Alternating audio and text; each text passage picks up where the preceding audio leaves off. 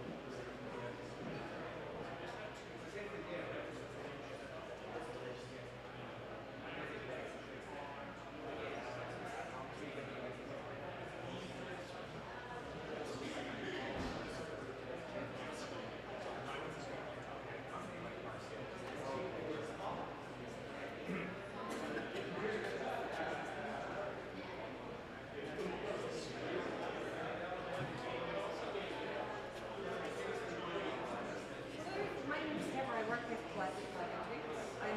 I'm the real boss. The office manager, that's a great job. The control. The control. Nice to meet you. Where else is that?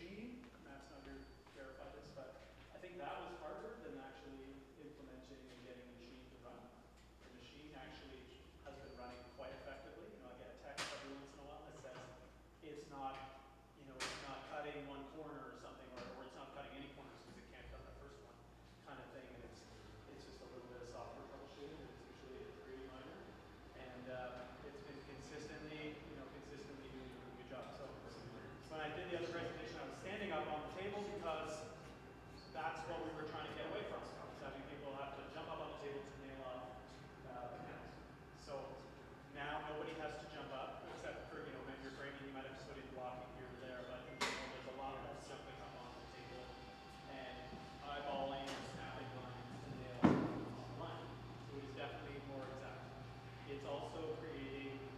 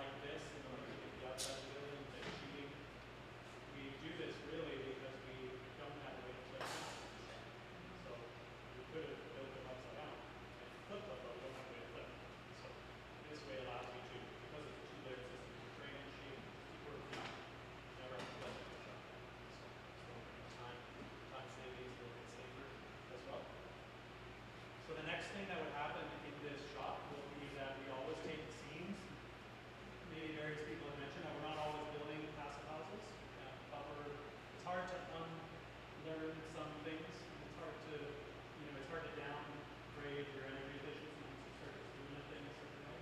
So we just treat every panel we build as if it's going to be in a certified process. The stress level of the install might change if you know it's not going to be. You could say, well, okay, well, we're doing our best to be on time and budget, and it's going to be awesome, but we build everything as if it's going to be class custom. So all the seams are going to be taped, and then the next step in this would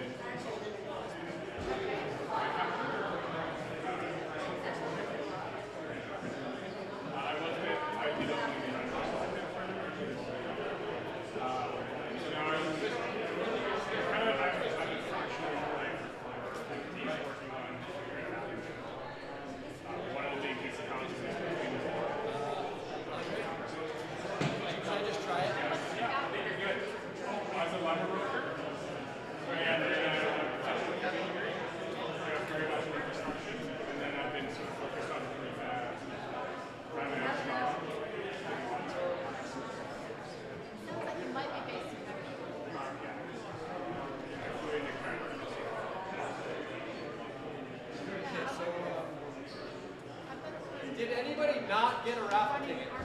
I did. Do I get one? You want a raffle ticket? Did you get a raffle ticket?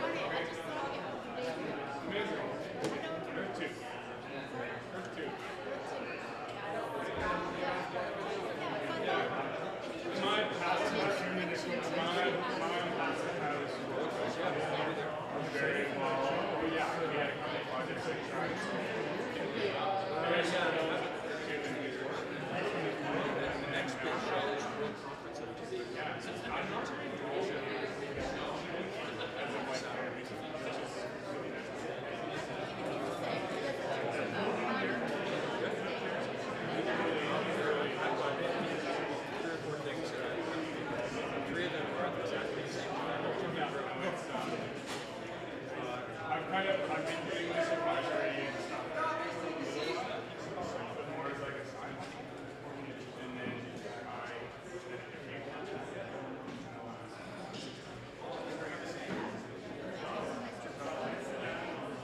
yeah, there's nice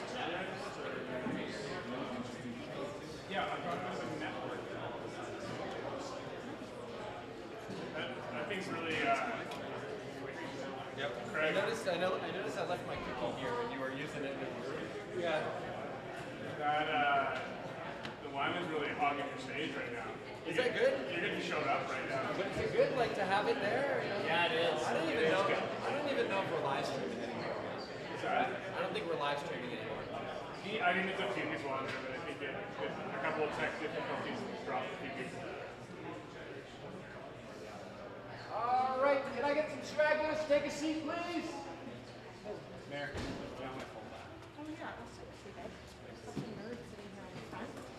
Thanks for your presentations, guys. That was just great. All right, I'm going to go ahead and start.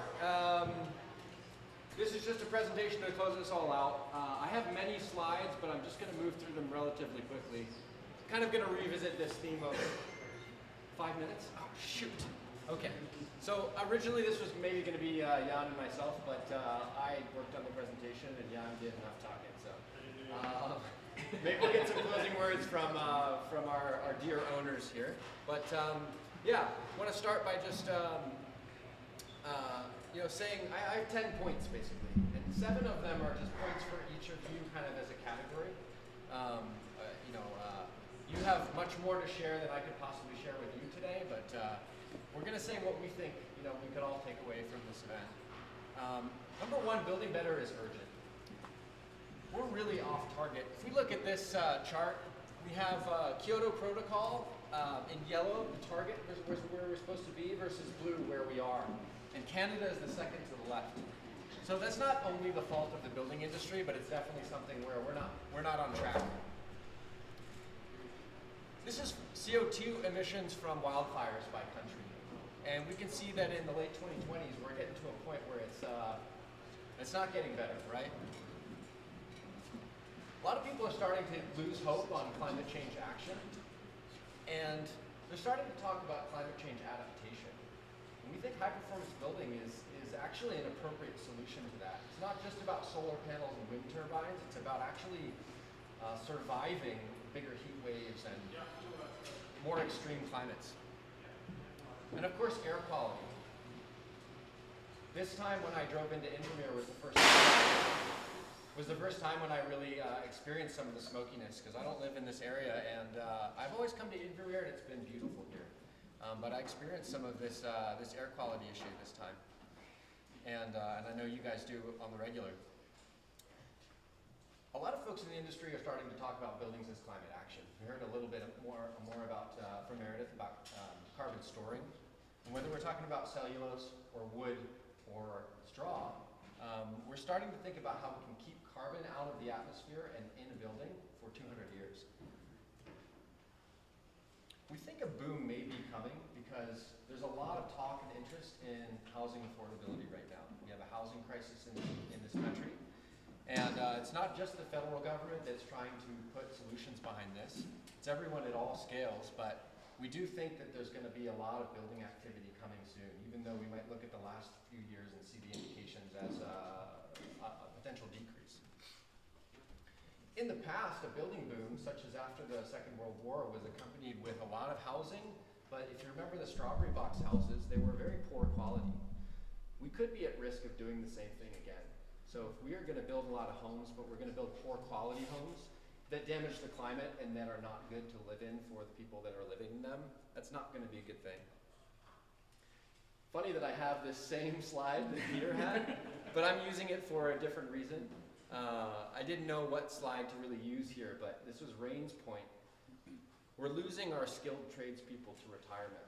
There's a lot of people and a lot of knowledge in the building industry that we're losing. And one thing is training people to come into the trades, but another thing is just all this knowledge that's going to go away the fewer and fewer people we have in the trades.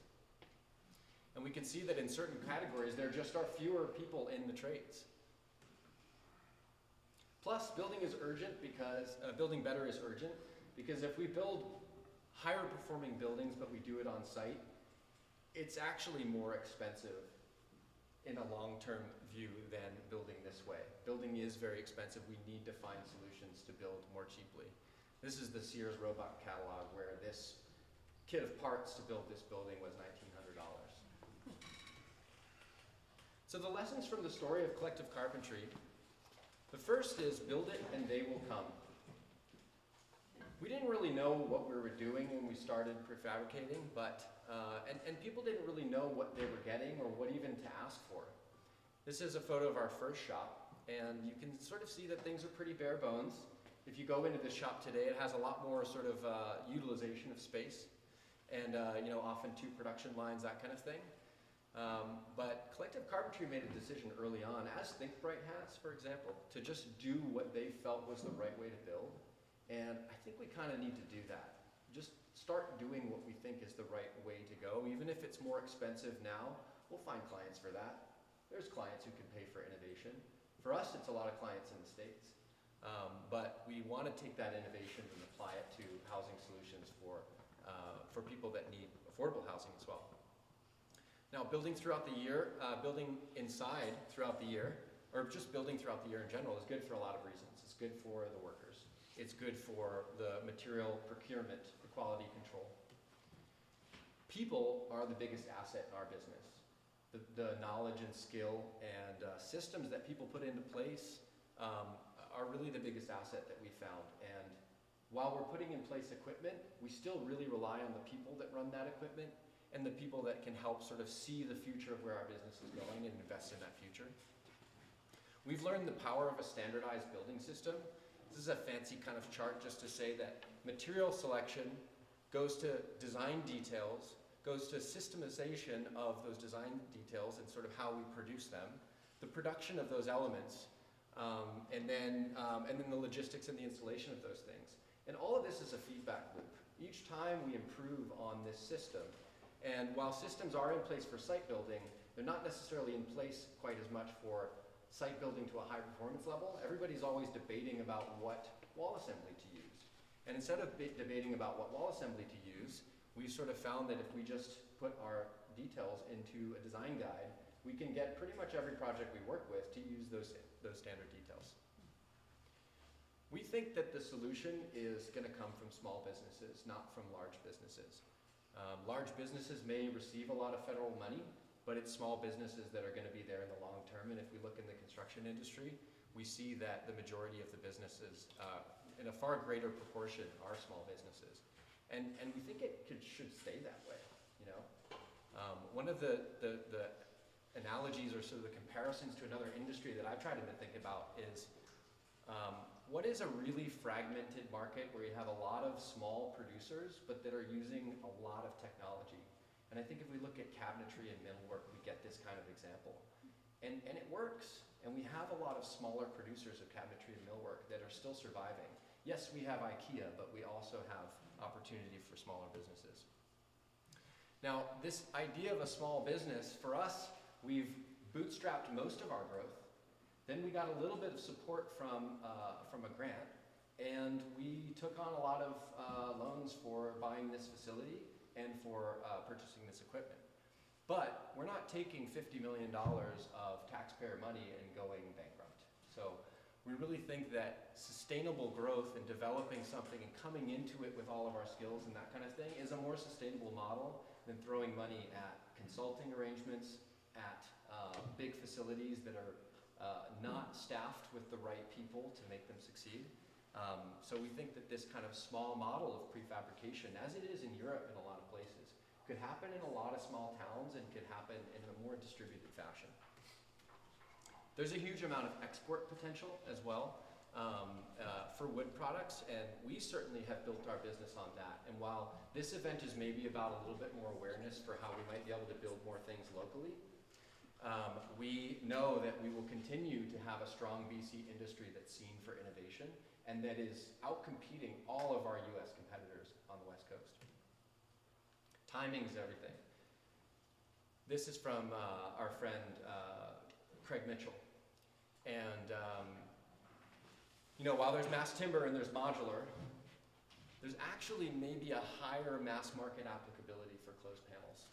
And so while we may have been a bit early, we think the timing is really great for kind of seeing the next steps in the evolution of a facility like this and for other facilities like it.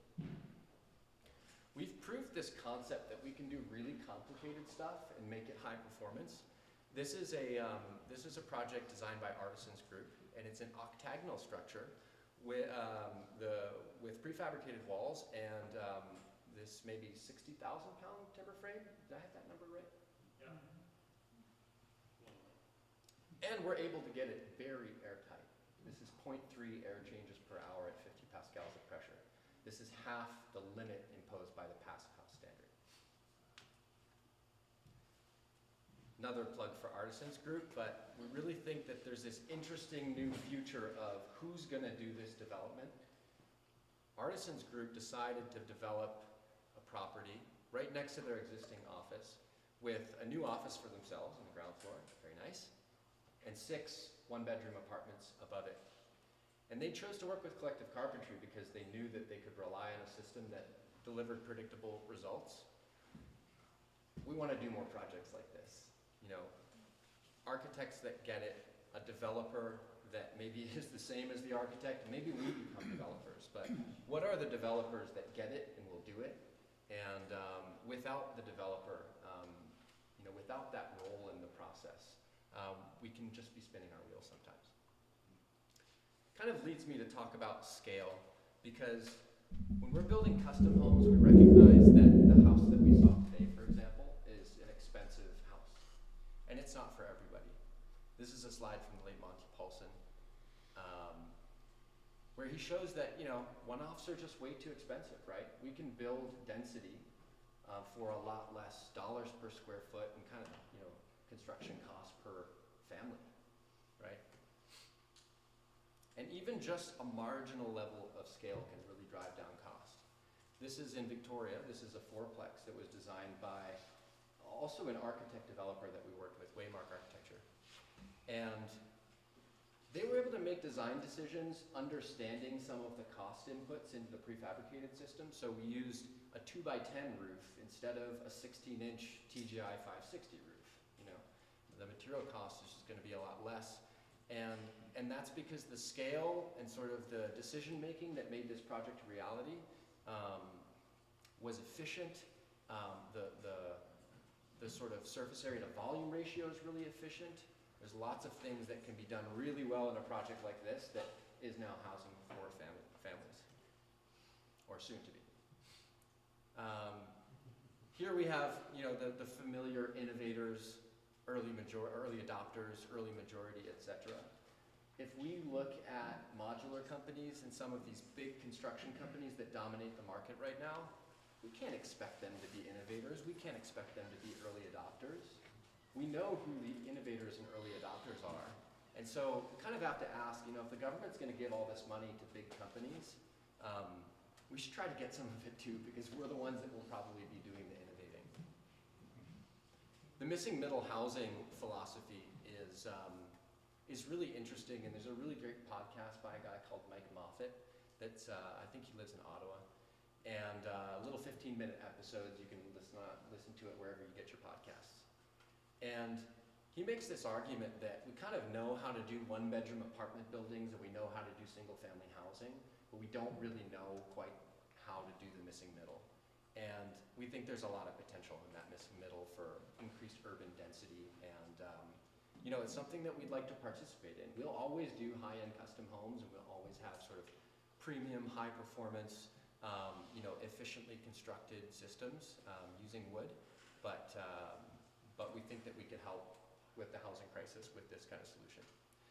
Now, this is actual data from our shop. So when the guys produce a panel here, they pick up an iPad, and we developed a sort of a proprietary, I guess you could call it, but just a system that was actually inspired by the guy who leads Promise Robotics. I said to him, I'm struggling with this kind of, you know, problem. I don't know how to, you know, what we're going to do for an ERP or a production tracking system. He said, have you tried Airtable?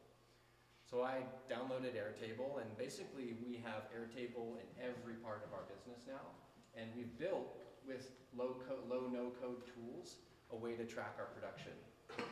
The impetus, or sort of the thing that gets us our production tracking to be really consistent, is that we ask the guys to take a photo of every stage of the production process, and in taking that photo, they just track when they started and they stopped, right? So we know how much of what panel is being produced every day. We have daily reports, weekly reports. We know exactly how much revenue we made in a day, a week, a month. And we can also track our labor cost. And this is the trend of our labor costs in the structural framing stage of production from 2023, when we didn't have when we didn't have two shops and we didn't have a wineman, to about mid-2024, when we got the new shop but didn't have the wineman, to now where we see this downward trend in labor cost per square foot of structural framing sort of completion. So we're already seeing being able to drive down that labor cost, and we think this is really sort of a promising future of implementing technology to assist the labor that we use in producing panels. Because labor is expensive, and you know, we don't want to have no people in this shop, but if we have 10 people that can do a lot more, that would be great for us. And then this is insulating, so it's a little bit less clear, but we still do feel like there's a downward trend in our labor cost per sort of insulating. Of course, you know, this question of scale, we're moving towards this sense of, well, what can we do with a little bit more scale? And so we have this facility. We have 2 different shops right now, but we're looking at extending into the buildings that are on the property to bring that scale to a little bit of a higher level. Now, any educators in the room still? Technology in carpentry is pretty cool. You know, we have carpentry programs, we have trades programs in this country. When you go to a trade school in Europe, it's really cool. I think it's sort of on another level. But you know, I just interviewed the guy, Nate, that you see in this photo that runs the Wyman primarily, about what his job was like before the Wyman, what his job is like now. And I think we need to get him in front of a classroom of individuals who are considering going into carpentry or going into prefabrication. Because it's inspiring, it's really cool. You know, he's not bending over, hurting his back. He's getting to learn a new skill. He's seeing the future of his career in this industry. I think that's super cool. Similarly with this blowing plate, like how many of these are there in the country right now? How many could there be? And other tools like it for building houses. But we also need more training in energy efficient construction, even just something as simple as air sealing details. You know, I know BCIT does a really good job of some of that training, but these guys get to sort of think about air sealing every day when they come to work, even though they're doing carpentry, right? And they get out on site as well. There's apprenticeship programs. There's lots of apprentices we bring through the shop, and we want to build those relationships with schools to get those apprentices into our orbit, and or the orbit of other prefab shops that may spring up inspired by what we do. How many architects in the room? Panelized prefab can be anything. This is a house in Taos, New Mexico. There's some unique building assemblies going on here. There's wood fiber insulation in this panel. There's there's a lot of timber framing. But we can really find any architectural expression with prefab. It's really not limiting. We can create institutional buildings like this church in the Doig River First Nation. I can't pronounce the real name of this place. But this is a cultural center.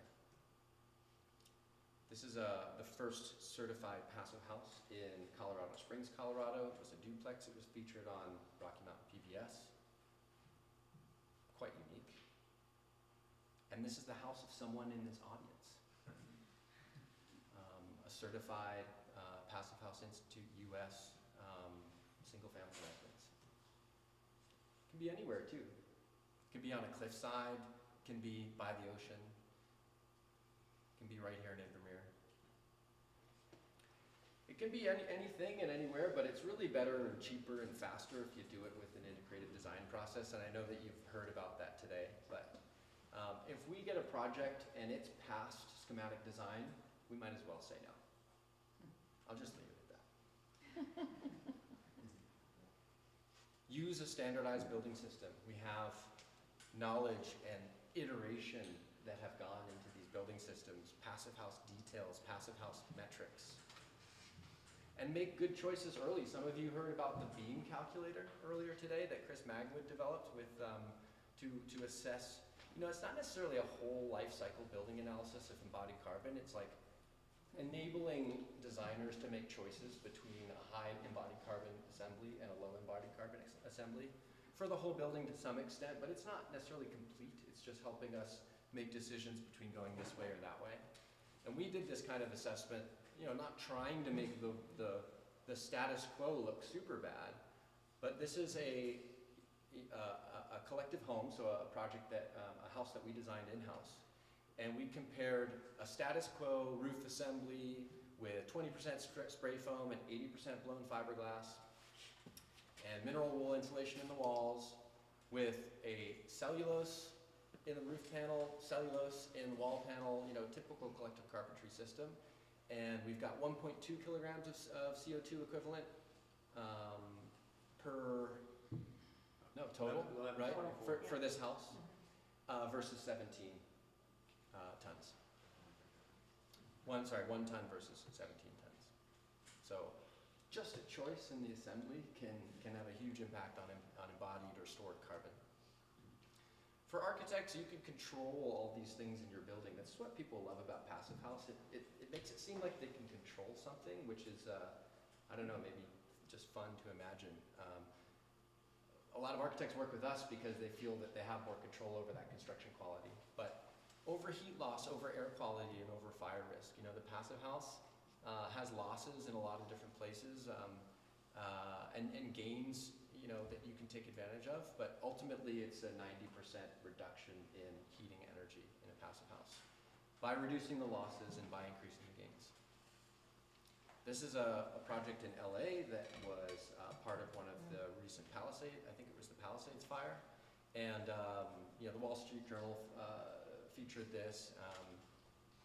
There's many reasons why this house was still standing when the rest of the neighborhood was burned down, and maybe part of it was luck, but I think there's some elements of this passive house that prevented the building materials from heating up too much because they were well insulated, the structure, from lack of air leaks so that it didn't invite the flames into the house. And so passive house can be a fire mitigation strategy. This is a building that the University of Northern British Columbia built to passive house standards with a 36-inch exterior truss. That there was I think there was like a facility next to it where there was an explosion. It was a restaurant and the gas line basically fed flames for 5 hours. And so it burned a side of this building, but because it was so protected by cellulose insulation. It's actually blown in mineral wool. That was mineral wool? Yeah, which is interesting as well. Cellulose probably would perform pretty well, but it's with blown in mineral wool. Touche. Yeah. But a lot of I found that out is because somebody corrected me. Like, yeah. No, it's not so. Interesting. Well, anyway, a lot of insulation prevented this whole building from burning down.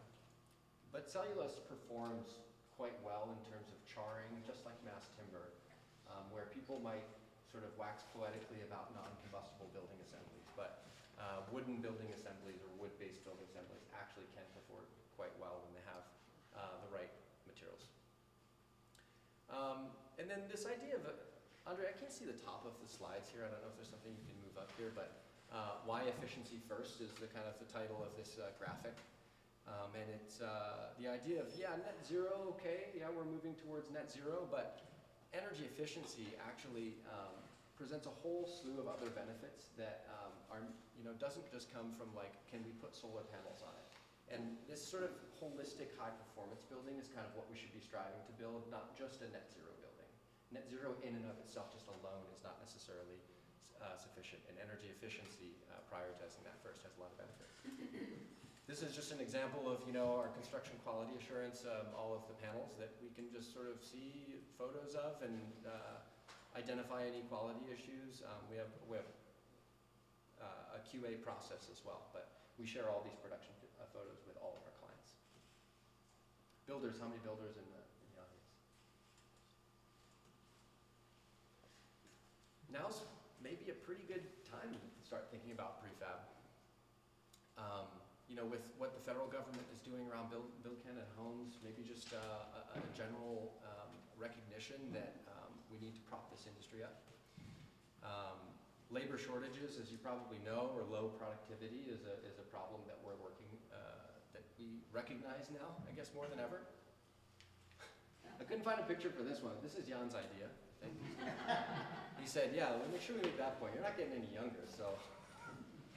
I actually just forgot to put an image in there. You could probably do this too. You could probably start up a prefab shop. This is Simple Life Homes in Ontario, and there's many small prefab shops like this that don't necessarily make the news, but while we acknowledge that prefab is hard, it is not easy. It's very hard to keep staff fully employed here. It's very hard to manage your materials, to manage installation, to manage quality, to learn the lessons that are required to make this a sort of a good repeatable system. I'll just make the point again that we think there could be more shops like ours. Of course, the step code is coming. I think you guys, it doesn't apply to maybe some of the guys in the States, but this is going to be here soon. It's like Nicholas said this morning. He's like, he wants to know how to do this now so that in 7 years when it's required, he's not fumbling for how to do it. And it can give you more capacity to take on more projects. So a lot of recognition of what prefab can do for their projects is starting to happen, I think, amongst builders. And of course, we do need to recognize that the process is front-loaded, so you can't sort of call up a prefabricator and say, I'd like to have, a passive house level building envelope in 2 months. It can happen, it can be turned around. We have a spec home we're building in Aspen Snowmass right now that I think we turned around the design review in about 2.5 months. But the more time we have to plan, and just the more methodical we are about our planning up front, the less we'll have to do on site, the more cost effective the whole process is going to be. Are there any developers in here? Are there any people from the financial world or real estate? I think they left already. Maybe they lacked patience for this, but this is why I was talking with somebody who also left. It's from a mortgage broker in town, and I was talking to him about how maybe we just need to become developers. Maybe we need to stop relying on people who are developers and getting into the game ourselves. Prefabrication reduces risk in a number of ways. These are the 7 deadly sins of multifamily construction, and they can pretty much all be solved by prefabrication. Developers can consider high-performance pre-designed homes that are already designed, like the collective homes that we developed and have now built several of. We heard a little bit about the standardized housing designs catalog. Maybe these can be fast-tracked for permitting. Insurance and other carrying costs during construction can be reduced by reducing the overall timeline for construction. This isn't easy. This is kind of tricky because someone mentioned it earlier. They're sort of having to, I think Chris mentioned, they're having to adapt for like the plumbers aren't used to sort of, oh, it's up and I need to arrive and I need to continue and go on with my work. We figure that a multifamily project can easily save 3 months by going with prefabrication. And then I think we just need to get creative with financing mechanisms. There needs to be something slightly different that happens in the financial world. we could talk with many different ideas about this, and I won't go into it now, but obviously prefab for a developer needs to pencil out. Just on the financing piece, just, no, don't stay. Yeah, it's gonna be time. Let's talk after. We'll talk. Getting prefab to pencil out is a little bit about this argument between, you know, upfront cost versus long-term ownership cost. And, you know, there are very few change orders when you work with a prefabricator, because if you work with a prefabricator like us, we commit to a fixed price before we build anything. Just understanding what it's like to go through that process, I think, is the only thing that convinces people to want to do it again. You know, doing it for the first time is obviously hard to kind of see that. And obviously developers that are just developing to sell the building, like it's hard for them to communicate the value after. But build-to-own developers, you know, have to understand cost of ownership. And then this is a really interesting, I've talked to a few of you about this over the last day or so, there were some tax breaks in the 1970s for people to basically write off the depreciation of a multifamily building on their taxes. So doctors and lawyers and people a little bit more well-off got together and built a bunch of smaller sort of duplex, fourplex, those kinds of buildings. They're bringing this tax break back. It was really successful in the 70s. It got a lot of buildings built. And then people complained that it was a tax break for the rich, and once the housing crisis ended, they stopped the program. So maybe that's fine, you know? Maybe it's a little bit of a necessary evil. But it's kind of cool to think of this idea that we can just give people who have money an incentive to put it in a place that's going to give families an affordable place to stay. Fingers crossed. Anyone still here from First Nations group? There was a guy from the Shuswap band here earlier. Or like someone has worked on, you know, represents an institutional owner like a community center or a church or any organization like that. Okay. We've built, this is a fire hall that we built. So, you know, that kind of project is possible with prefabrication. This is in the news this summer, Splatson Homes, building affordable prefabricated panelized houses. So, you know, some First Nations communities already recognize this and are just doing it themselves. Community gathering spaces like the Doig River Community Center. And one of the important parts about that is, like, you know, above and beyond community spaces for gathering, there was an article recently about an engagement process that the Carney government was doing to try to listen to First Nations needs, and sort of felt that they were being engaged but not consulted. And their pushback was, before you launch this massive home building strategy, you need to recognize sort of some things that we need, which is our people are suffering, our people are committing suicide. We need buildings in our community that can help people get better. So we can't just always drive, you know, a more houses will fix everything strategy.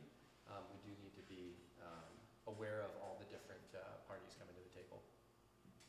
At Collective Carpentry, we're seeking to learn more about what this means. We all took, to varying levels of completion and success, but all tried to engage in learning. This group has a four-part session about foundations of knowledge and Indigenous learning. And then I think this is the last one, maybe, communities. Why is this good for a community? This is the former mayor of Vail Mountain who built this house for himself. And he just wanted to show people that it was possible to live in a house that's not that expensive to build, that reduces your electricity demand extraordinarily. They don't have natural gas here because it's built on an old sand bed, basically. And by building this passive house, which at the time, in 2014, they're 15, he built for $180 a square foot. He just wanted to show people that they didn't need to rent out a basement suite to pay their $500 a month electrical bill. And so, you know, communities could benefit from seeing that the more houses like this, maybe the less infrastructure development there is, because we're using less energy as well, which is my point here. Lower maintenance cost. And maybe increasing property values just generally in the neighborhood if we have good quality homes that aren't falling apart after 20 years. And of course, less neighborhood disturbance. Anyone from government, from municipalities? Thank you for being here. You probably know this, and you could probably tell me better what the solutions are, but what we always hear, at least, is we need to reduce development costs because they've gotten higher than ever. This guy is great. About here, he has these really engaging YouTube videos on issues about how expensive it is to build. I enjoyed watching his videos. There is an initiative in BC to reduce development fees that's apparently been really applauded. So I don't know if you all know about this, but maybe that's something that you can look into more if you're interested. Mike Moffat that I mentioned earlier, he sort of says, I don't know if I'm talking out of turn here, but he sort of says, do we need to let municipalities make zoning decisions to a really fine, minute level? Or do we need to pass some of this responsibility back to the province so that municipalities will follow in tow? I don't know if it's a good idea or not. It's just presenting an idea. And then the last point about sort of governments and grants, and we got this great grant from the Clean BC program. There's a lot of money going into sort of building innovation, but where's the money going? Is it going to something that's bound to fail? How can we sort of funnel this to projects that are gonna last, gonna be more sustainable, and produce benefits for employment, all sorts of things going well into the future? We need to work with this new Build Canada Homes program if it does become an agency or a ministry in and of itself. But CMHC is still around, and we just may need to engage them more. So what's next? Building better is possible.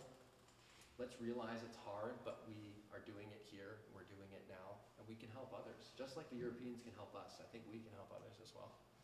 High performance buildings are coming, so let's get going. We think investing in high performance prefab is smart, and we all need to collaborate to make this a success. With that, we'll do the drawing for the door prizes.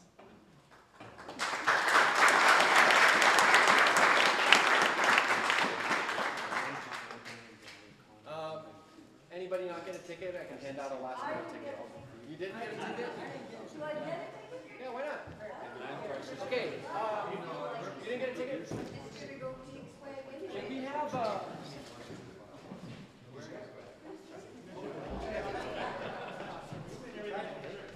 Can we have Meredith from Think Bright? Where are you? You're going to give away some, oh shit. You're going to give away some Think Bright swag? Yeah. And yeah, can you come up to talk about the jumbo pass thing? Okay. You're going to do that.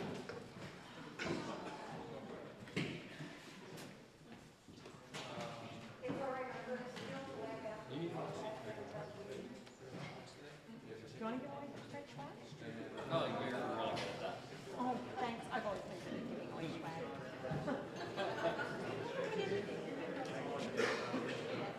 All right, you're in. Did you memorize? All right, do you want to pull? Okay. What are we giving away first? I don't know. All right, let's just start. A collective carpentry hat. Take out your tickets, please. We're reading the numbers. 787, the last three digits. Oh, that's me. Oh, Teresa. Yeah. Another collective carpentry hat.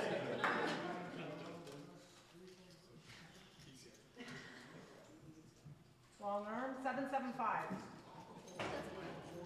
Oh, who's 775? Hey, Tina. All right. Let's go to a Think Bright Homes. It's a bundle.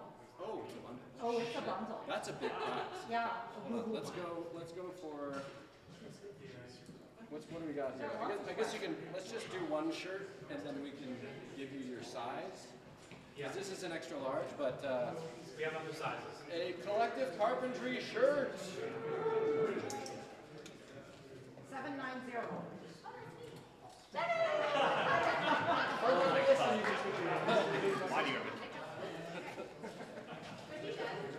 All right. Do we want to give away one more shirt, maybe? Yeah. Another collective carpentry shirt.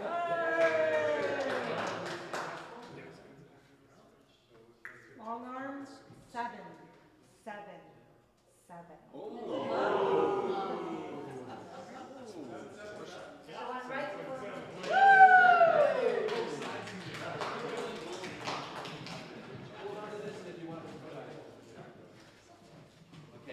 hoodie here? Oh, look at that. This is primo. Oh, collective carpentry. Zip. Zip hoodie, very nice. Full zip.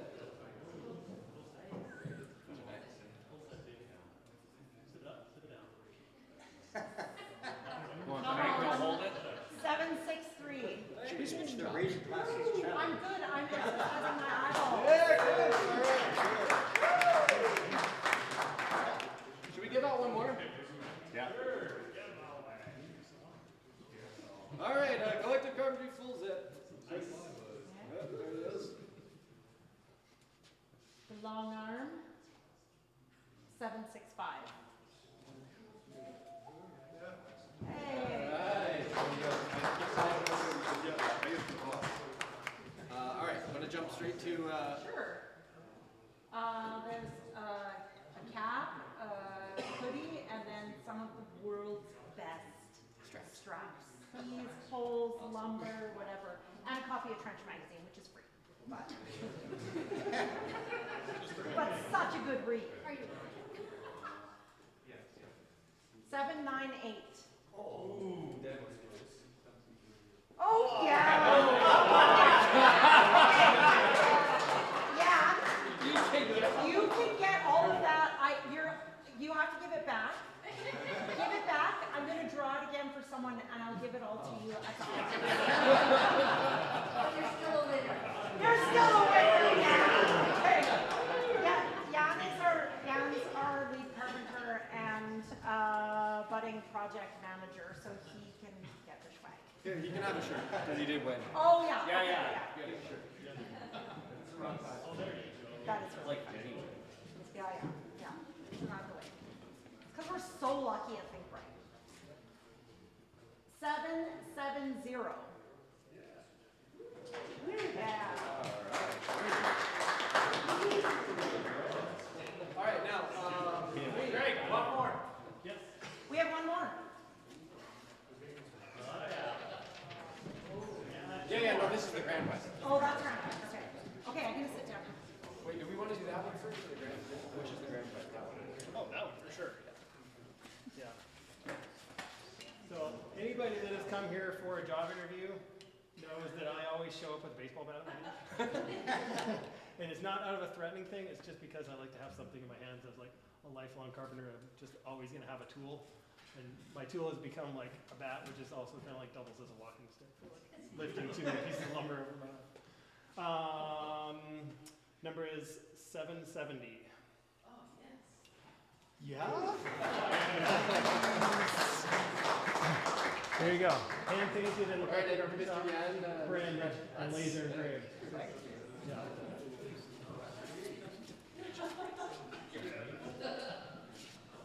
Okay, this is a coupon for 2 nights at the Jumbo Pass Cabin, which is about 40 kilometers to the west of us, in the region called Gutmuck, which is sacred land of the Tanaha, and I'm a part of the crew that takes care of a bunch of outlying cabins, and this is one of them. So the winner of this will receive the 2-night stay, summer or winter.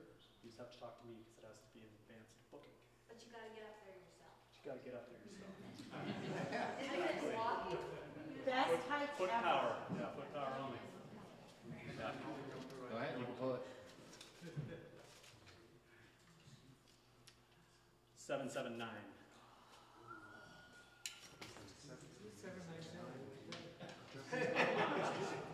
Oh, draw again. Too slow. Everybody? Ooh, this is just adding to the suspense. You sure you're not dyslexic? Like 7, 9? 779. Hello. 768. There you go. Hey! Here, I'll give you my card. You have to communicate with me. And we'll look it up. All right. Does anybody have any questions for Peter, Chris, Meredith, Paul, Jan, Rain, Matt, Andre, or myself? I'm sorry if I missed anyone. Or Nicholas. Yes, we had a question here. For a group that's working with CMHC and BC builds, and we are in need of advocacy and support on exactly what we're talking about. What is a simple next steps for us? So in Cole's notes, we're looking to do 10 to 12 workforce rental housing for our valley and possibly these Kootenays and struggling with money. Okay. And have a concept design and want to show exactly what's all been talked about today. So it's Invite me to present to a group. Okay, I don't know. perfect. Yeah, we could do that, for example. Email Lisa and say Chris said to do it. I'll give you the email. Chris, I've watched you on screen many times, so this is a pleasure. So I'll connect with you. Yeah, no, for sure. I mean, that goes to the top. There's lots of those projects that come through. You can say you're interested in prefab and basically get to me. And then in this region, it comes to these guys. And so you can connect those dots pretty quickly. And then it's a matter of just sort of testing it out. The DASH program, specifically what I sort of presented there, is outside of the urban, more rural areas. It's definitely a lower typology. So 2 to 3 story buildings are being explored. I know there's a bunch of demo projects I can say in the north. But I think this program, and why I wanted to come here, was to talk about it in this region as well. The funding is there. The units need to be built, so it's high probability. Okay, thank you. That makes for the day. Check makes the year. I think you have my contact information because I emailed all of you. So, any other questions? I mean, would anyone like a beer? Craig, would you like a beer? Yeah, I want a beer. You want me to go get them? We have one question from the live stream. Oh wow, okay. Just it's probably the question that I think a lot of homeowners are probably asking these days is if in a percentage sort of percentage-wise for a single-family home, what would the cost be for like something like a prefab compared to like a stick framing? What would the cost differential be for something like that? Yeah, I mean, if we plan it right and we have the right team and the values are aligned, the cost of ownership should be lower. You know, that's the quick answer. And we shouldn't talk about construction costs because owning a home is about more than that. I almost want to stop there, other than to say that there is more overhead in this facility than there is in running a construction crew on site. So there are obviously some costs that come with this, and there isn't enough scale here to do things so ridiculously faster that you bring down somehow, it's like when solar panels first started becoming, a thing people were putting on the roofs. I used to sell solar panels, and I talked to a guy in LA one time, and he said, Craig, you think I care about saving $20 on my electrical bills? I have 4 daughters. You know what my cell phone bills are per month? Come back to me when it can save me 50% on my bill. And so I think we are at a stage in the industry where we haven't gotten those costs down, and we shouldn't really be talking too much about the cost differential for, I don't know, certain types of homes, because it is more expensive. I'll just say that. But on a custom home versus a more standardized design like a collective home, that's where you're going to see the lower cost of ownership, because a collective home has been optimized. I'll leave the rest to Meredith. I think you might be on. Are you on camera? Yeah. People ask us all the time, well, how much more, what's a cost premium to build a high performance house? I tell them there's no cost premium. That's a design question.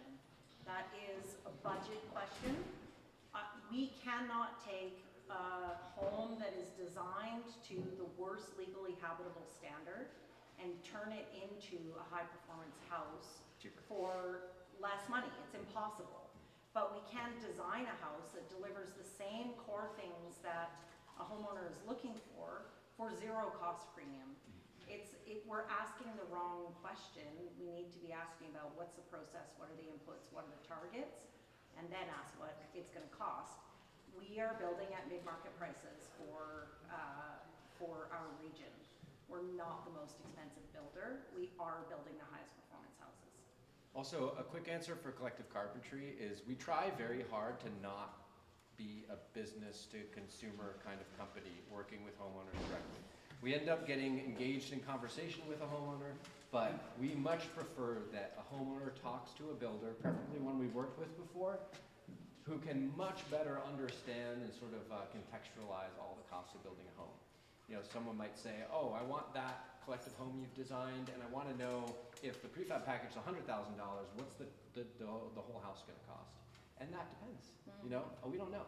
So don't ask us that question. Ask your builder that question, and if you don't have a good builder, let us introduce you to one. Is kind of what we hope to do.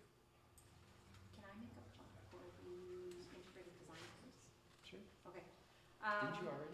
I only half the group got it. So Gaetan just asked me to remind people that October 28th and 30th, I think 28th in Castlegar, 30th in Kimberley, is we're delivering a training through the Community Energy Association on the integrated design process. So the morning will be like a deep dive into IDP. In the afternoon, I'll deliver a session, essentially IDP from the contractor's perspective on the ground, using examples from both new builds and retrofit context. And then there'll be a final session in the afternoon on right-sizing mechanical systems for high-performance homes. I think Gaetan, you'd said the cost of the course was $49. Lunch included. Lunch included, and CDPs or CPDs for those new builders who need it. That's going to be amazing. Community Energy Association, Integrated Design, Castlegar would be your Google, and register on Eventbrite. Cool, thanks. Jan, you want to say any final thoughts? Sure. I'll keep it short because you've all been sitting for a while, but just want to say a huge thank you to everybody for coming out and signing up, whether live streaming people as well. Thank you for being here. And especially our Symposium partners, ThinkBright and Gary Feta and Little Giant, and of course Peter for traveling all the way here with your family, and Chris, and yeah, who have I not thought about? CC Crew for putting together a good party. I hope you all learned a ton. My wife, of course, Jenny, thank you. My children. My children. Awesome, lovely. I hope you've all learned something and will take something away. I think we've touched on a whole bunch of topics, like some details about building science and how we build things, and how ThinkBright works, and how Garrigay's team works, and how Little Giant designs things. And everybody has a different take on what high performance building is, maybe how important it is to you. What you're going to take from this event is your own business completely. Just know that we're here. We love just talking about high performance building and prefab in particular, and we're looking forward to chatting with you again sometime in the future. So thanks for coming out, everybody.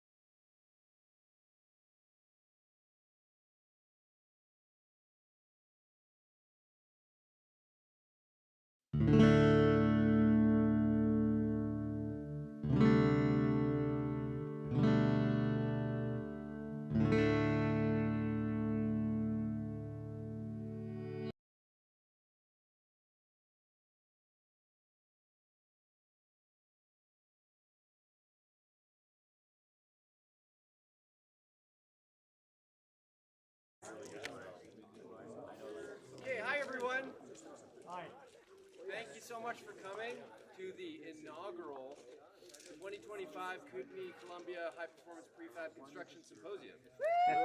Whoever can come up with a better name for next year, maybe there's a door prize for that. What's the acronym? Yeah, it's like. There are some raffle tickets here. There will be some door prizes. We're giving away an engraved baseball bat with the name of the event that Rain produced. That's pretty cool.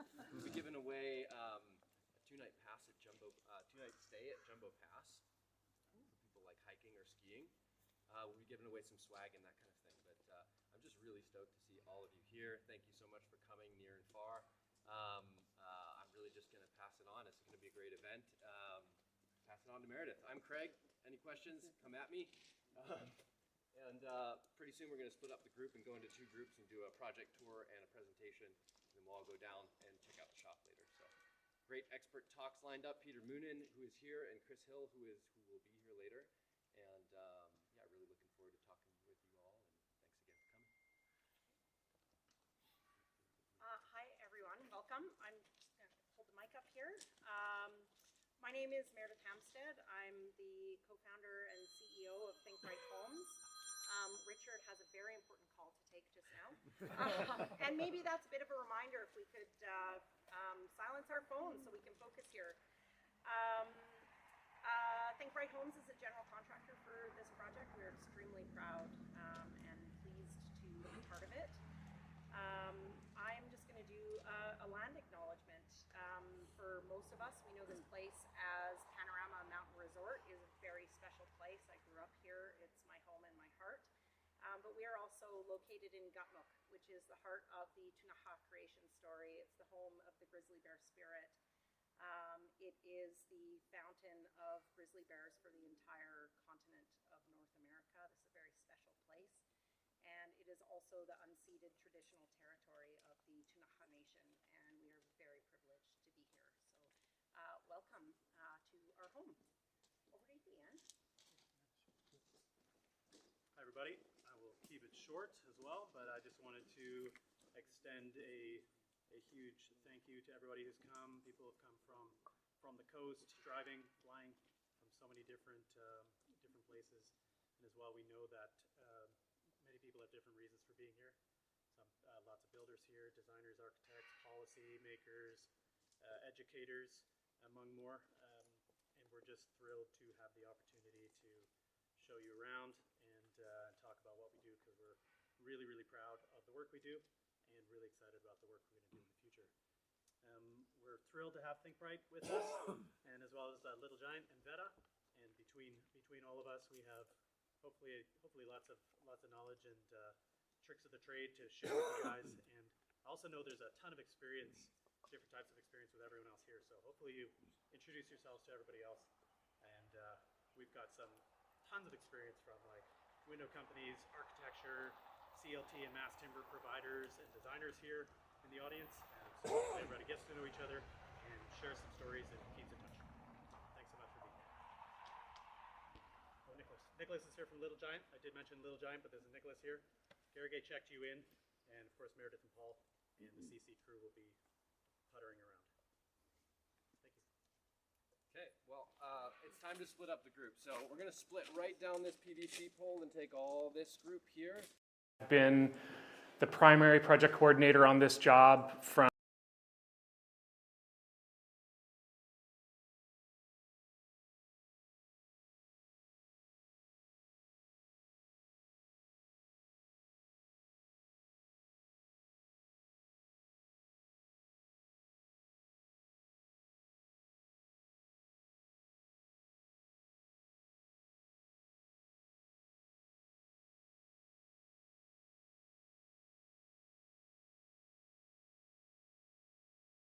starting January 2024. I've seen it through every step of the way, and now seeing it be put together by our wonderful team at Think Bright and Collective Carpentry. So I'm very excited today to tell you a little bit about us, Little Giant, about our process on this job, and about how we feel as high-end home designers working on such a high performance home, and such a home with such an immense amount of prefabrication involved.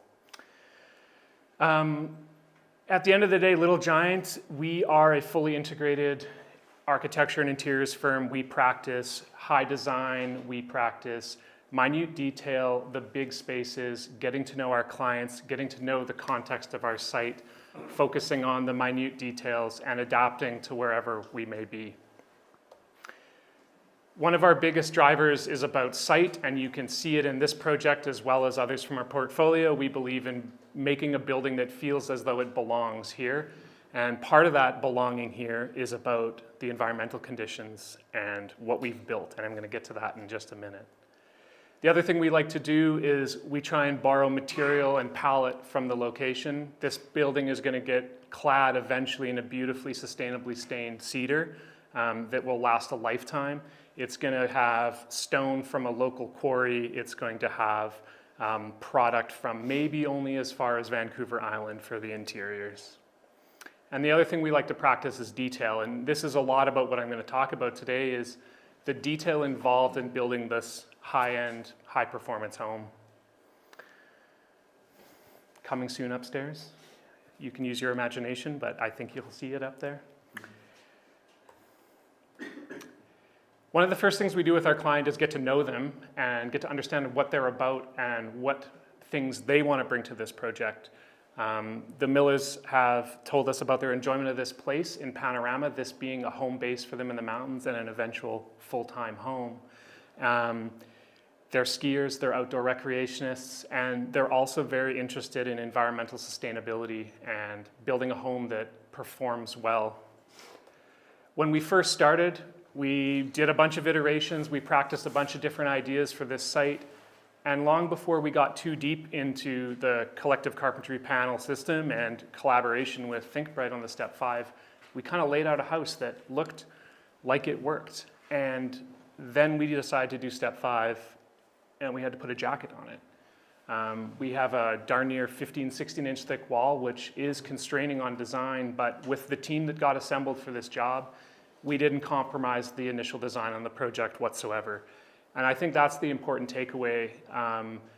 Conversations about Step 5, which is coming up around the corner, 7 years away, sometimes is viewed as a daunting challenge. Prefabrication is viewed as something that is atypical from project delivery.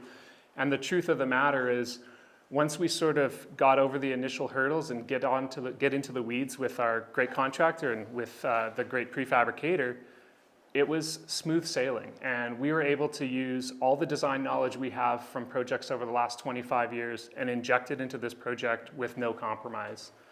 And at the end of the day, we ended up with a beautiful project that not only looks great, but it's going to be arguably one of the highest performing homes on this mountain, maybe with the exception of Gergely's home. But you know, he'll tell you about that one. It's pretty nice. Anyways, thank you very much for joining us today. I look forward to showing you around the site, pointing out some interesting things. Big takeaway for me on this project is that Step 5 and prefabrication is achievable. Getting a team together early in the process is extremely important, and it should be viewed as just additional knowledge to help lean on and help deliver these projects. Home building is getting more complicated than ever, and there's no reason to not lean into that. We are all accustomed to bringing engineers on board early, bringing dedicated energy modelers on board, bringing prefabricators on board, and other people that can help, give their knowledge to these projects is extremely important. And it helps us build a resilient future. So thank you very much. I'm going to turn it over to Meredith to talk a little bit about her side of this process, which has been very helpful. Okay, thanks, Nicholas. Thank you. Great, that was great.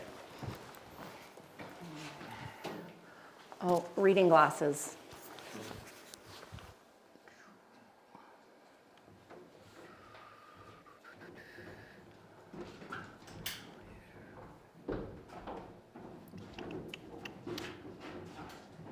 And we're going presentation mode. Okay, great. Oh, now I have to take those off. This is new to me. I'm just figuring out being in my 50s. Thank you very much to all of you for coming today. This is very exciting for us at ThinkBright. We are extremely proud, privileged, honored, excited to be working on this project. For those of you that know ThinkBright very well, you will no doubt be aware that this is a new scope of work for us. So we have worked mostly in the middle market, and so working with an architect and a client on a project that is bringing high design is new for us. So working with Nicholas and the team at Little Giant has been kind of amazing. We've been teaching them high performance. We've worked with Collective before, so we bring that experience to this project. And we've been learning the process of high design and architecture with them and our fabulous clients.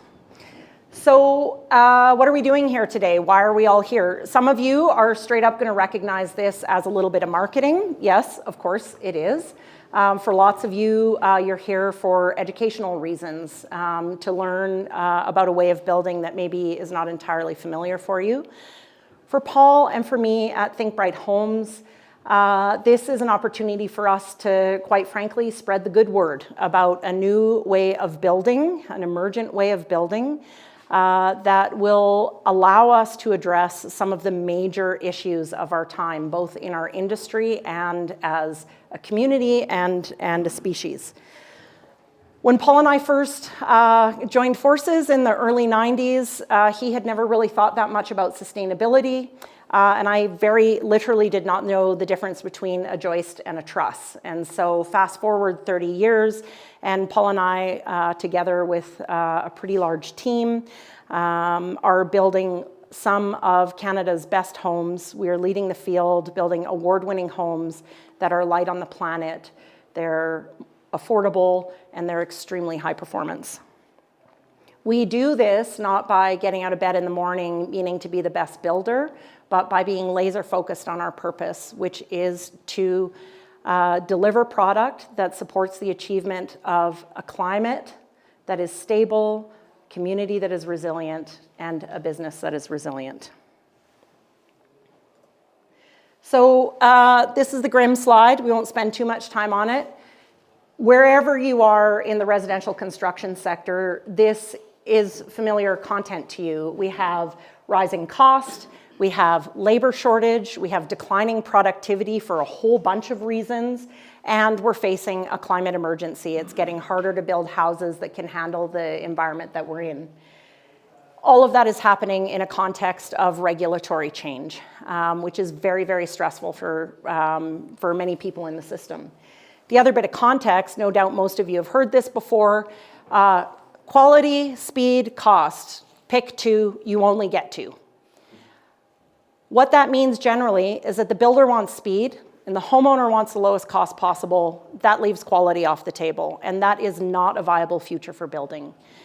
If we're going to envision a different future where we've addressed these issues, we're building high-performance homes, we have to start to dream a little bit bigger. Because if we don't dream bigger, then the future is going to look just like the present.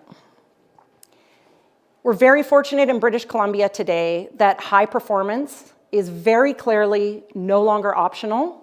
Prefabrication is quickly becoming not optional. And high performance and prefab are no longer exclusive either. By 2032, in British Columbia, every single new home will have to be built to the standard that ThinkBright has been building at for almost a decade. We're doing it today, we're doing it affordably, we're doing it efficiently, and we're doing it with a team made up almost entirely of local professionals, people who have learned and grown with us along the way. Together with that team, we're demonstrating that low carbon, ultra energy efficient homes are beautiful, they can be cost effective, and they can be attainable. So how do we do it? There's no magic. Mostly it's process.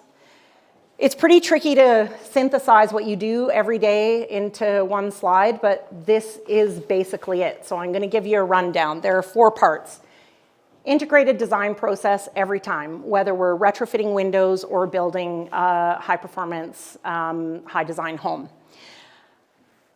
We never compromise on standard. Every single project that we do meets the exact same standard. The building science is the building science. It never changes. the performance standard never changes. That allows us to bring a team forward in a coherent process. Prefabrication is becoming more and more a part of what we do for all the reasons I talked about on the slide previously. We're starting to pursue prefabrication, very thankfully with Collective Carpentry, pretty aggressively. And then the last one is the gas factor, which I'll talk about in just a minute.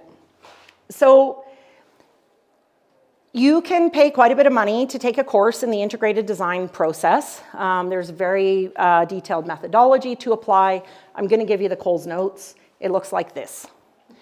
So this is an architect or designer, a homeowner, and a builder working together from the very, very beginning.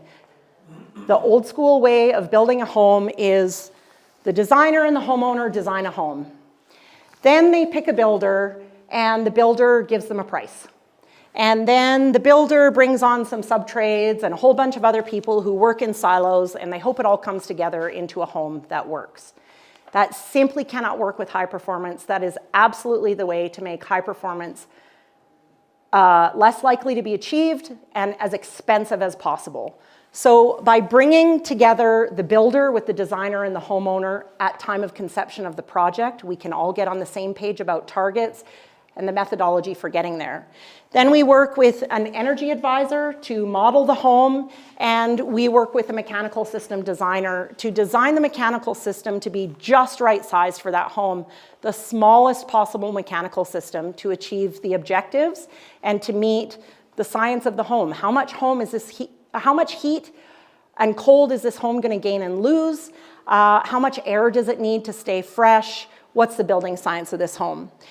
Within that process, we're working with our plumber, our electrician, our HVAC contractor, our window supplier as a team to solve the problems before anybody's even stepped on site. And then we continue to work with them through the project.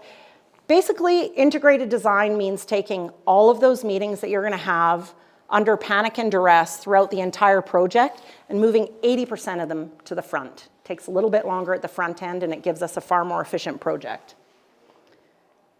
So the second part of this is high performance as the standard.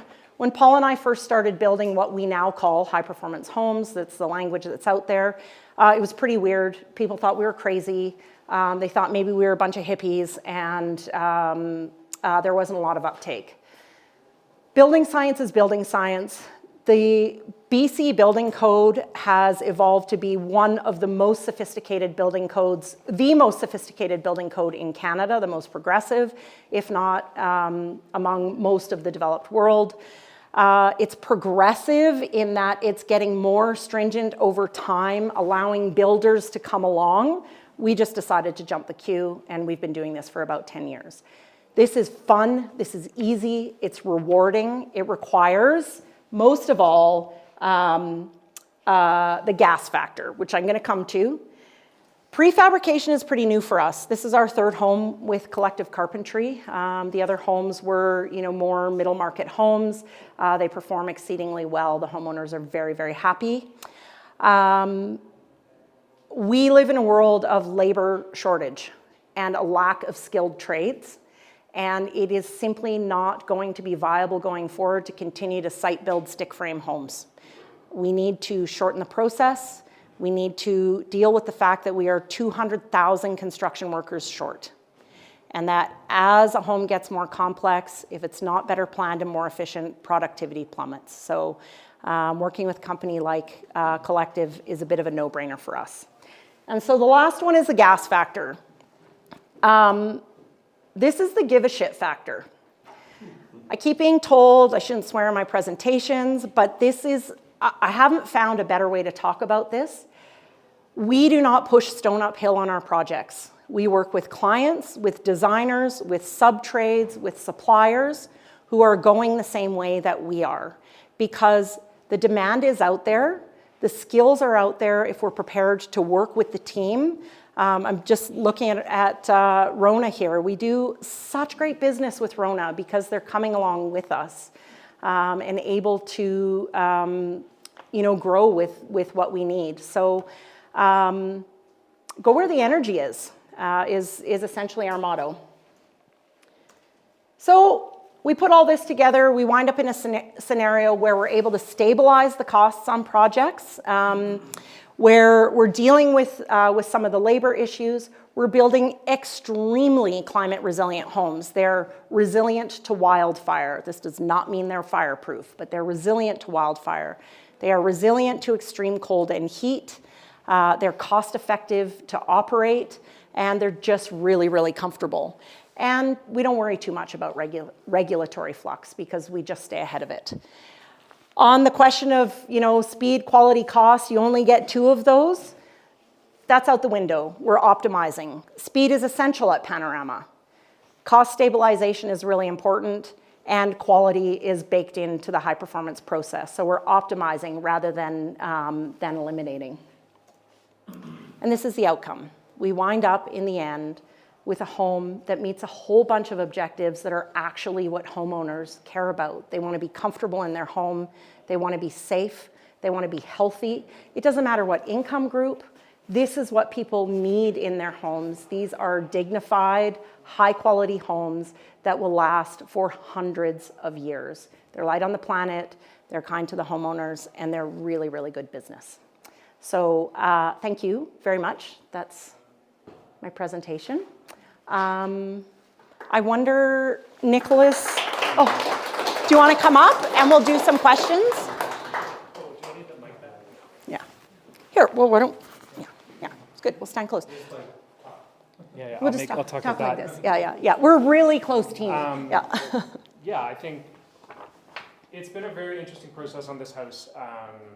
I think one thing we do well at Little Giant is we draw a lot, and we draw some very detailed and very complex buildings. And it was a lot of fun integrating, Meredith and Paul's knowledge of step 5 with Collective Carpentry's off-the-shelf system and putting them together and still maintaining our design intent. And I wish I had brought some photos of the first design we did, because we've gone through a couple on this house, and we kept so much of it, and I think that for me was the indicative factor that, this stuff is achievable and it doesn't mean sacrificing. And I think that's where a lot of people, I see it in some of the design community, people are worried that step 5 is gonna be, we're gonna build these little box homes and they're gonna be little igloos and everyone's gonna be warm and happy, and we can build some really, there's a really deep hole back here, by the way. There's a lot of drain rock, in this project.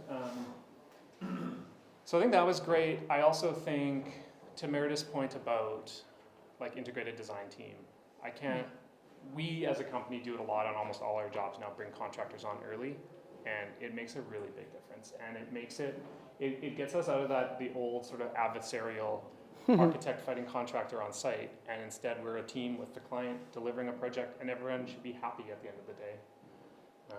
So yeah, if anyone has any questions, I'd love to talk about this project I've been working on for ages. Yes? I'm curious about just with all the retaining features and stuff, and obviously that's hard, you need to keep that separate from your envelope, right? Mm-hmm.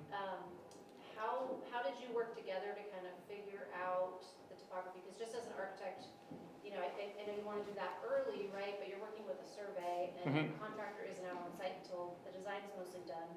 Were you having to make a lot of changes once you started the site work, or did you kind of nail it from the beginning? Or we made one change where the whole building just went up a few inches, and that was just based on subsoil condition. But otherwise, we pretty much got it nailed down where it needs to be. Yeah. Was that an area of big cooperation between the two of you, or on site early, kind of figuring out? I think Paul. Yeah, we got it once we got the layout done.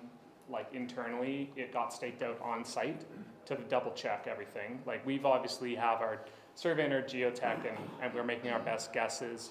We are no strangers to these steep mountain sites and complex soil conditions. Yeah. So I think we went in with a plan of action to understand that we were going to dig really big hole, deep and complicated hole. We made the decision very early on, even before we kind of got down the step 5 road about doing ICF foundation. It's almost our standard now, especially in remote sites. It just goes together so darn quick and well, and then it has such a good integrated performance in it. So the foundation was a lot of work. It was very challenging. Yep, for sure. It worked out. I think having a team on early, the excavation contractor, we're not working with a new team every time as the builder. We are working with trades and contractors who are up to the task and who are excited about what we're doing. So when complexity arises, it's not like, oh, it's like, okay, this is what we do. We do this as a team. So. You mentioned working early with an energy model. I'm curious how that works in the flow of the project. Like when you make a drawing and bring in energy modeler in, do you make changes based on what you're saying? We did, yeah. So we, the process on this one, like I said, we kind of had a floor plan at a schematic level prior to integrating such a beefy envelope. And then once we did that, we shipped it off to the modeler. Like we had all our assemblies sort of worked out. The nice thing with working with Collective is like we weren't guessing what we have to build to hit our target R value. So we get all that off to them, and the biggest one on this project that we ran into challenge-wise was ratio of like opaque and transparent walls. Like we have a lot of glazing. That's a 33-foot wide window upstairs. So we did have to shave some windows out of a couple places on this project. We also had to sort of rejig. There's an eyebrow detail that wraps the main floor. Rejig how that connects so it is like outside of the envelope and it's not contributing to sort of like insulated floor space with open air on the ground. So we did a lot of back and forth with them. I think, like I said, we do a lot of complicated buildings, so kind of making those complex changes are not like problematic for us, and sort of anticipated that we have to like work back and forth. Yeah. We work with, in BC you have to work with an energy advisor to get a building permit, but we've been working with an energy advisor for a long time. The code requires that you have a as proposed and as built energy audit. We always run a mid-construction blower door test because that's the point at which it's very inexpensive to solve any air leakage that's found. Really interestingly for us, like we came into this project later than we normally would. The home was quite broadly conceived already, and so we were pretty anxious about how that would work. You got to get an energy advisor on it. How's it going to work with the architect? We knew that the client was on board. It has been just a real pleasure to work with Nicholas at Little Giant, who just the target's the target. How are we going to get there? And an experienced energy advisor can move a designer or a builder or whoever needs the knowledge very quickly through the troubleshooting. It's really cost effective. So early and often with the energy advisor is critical. Yeah. I guess what is your target R value? I would have to go check my paperwork on that. It's been such a moment since No, I really don't. It's a lot. But it's less than we used to do. So there are a number of houses around the valley that we've built that are like super, super insulated. We have spent quite a bit of time working with Bernhard Contracting out of Victoria over the years to optimize insulation values, and we had a very painful process on one home of Bernhard saying, you guys have got to roll back the insulation in this house. It's absolutely unnecessary, but the budget was critical on that home. So every home has, it gets optimized. They're all a little bit different. Yeah. Paul's the one to talk to about exactly what's in all the nooks and crannies underneath the slab, walls, roof, all of that. I mean, it's a 6.5 or a 5.5 inch stud cavity with insulation, and then 9.5 inch eye joist with blown cellulose in front of that. So I don't know the math off the top of my head. I know it's on my drawings, and I know it. Perfect. R35? Yeah, great. It's R35, Richard. Yeah. Craig looks like you're looking like you're giving us is it time? I'm just trying to think about how we're going to not cross on the stairs. But I don't really want to send people out. No, please don't send people out that way. You're going to cross on the stairs. If everybody can follow me, we'll go up the stairs and we'll move to that side of the building. Great. And then the people who are standing here right now will wait for for us, and then they'll come down. Anyone have one last question? Just what's the time frame? You said that this one was kind of a bit like the owner was on board, the design was already conceived. Like, what would be the typical time frame for pre-construction before you got into the ground? Oof. I'm just trying to think. Like, we did building permit on the first week of January, and then we broke ground in May. Yep. And then panels got installed last week. So, we had our panels off to collective carpentry in February. Something like that. March, maybe. Yeah. So like, there was about they vary, of course, but yeah, like, and then prior to that, we were on the job for quite some time, but I think optimistically it would probably be like, if you just went straight through, a couple months of pre-planning before building permit. Like, obviously that depends more on your own internal resourcing and how eager clients are to make life-changing decisions on a home, right? I'm going to say our average from when a client contracts us and we're driving design process, I'll tell clients we could do this in 2 months. Generally, it takes about 6 months. Yeah, I think like when we first started the job, the first time I came out here was January 2024. And at the time, the thought was we could maybe break ground that spring if we hustled. And oh, wow. We went through an iterational challenge that landed us here on a better design. But that isn't indicative of like how long it actually takes to work through these houses. Yeah. Great. Okay. Everybody follow me. Downstairs from Meredith and Nicholas. And did Gergely present down there also? No. Just Meredith and Nicholas. So they gave you the rundown of the project. There were buildings on here previously. Is Meredith calling one of us down there? That's her call. That's her call? That's a family call, though. Is that like the everybody call? I don't know. So there were buildings on here. She went through that with you guys? No? Okay, so we'll start there. This land was occupied by 2 buildings previously. Before we put this here. There was the main house about where Rick and Heather are, I'd say, would be the middle of the house. And then just below us here, there was a bunkhouse, a 20 by 24 bunkhouse where people could crash and work out. So we did endeavor to save both buildings. We only saved that one building. So we picked that building up and we drove it down to Invermere and we put an addition on it. It's under construction right now. This home up here, it was pretty old. It looked like maybe a little bit of do-it-yourself was going on when it was first built, and we just deemed it not worthy of being moved. So we did salvage the heck out of it to take the finishes from there and put it in the renovation that's going on down below. So part of what we're trying to do here is not just fill the landfill with an old building, but try and reuse materials. And that project downtown is the reuse.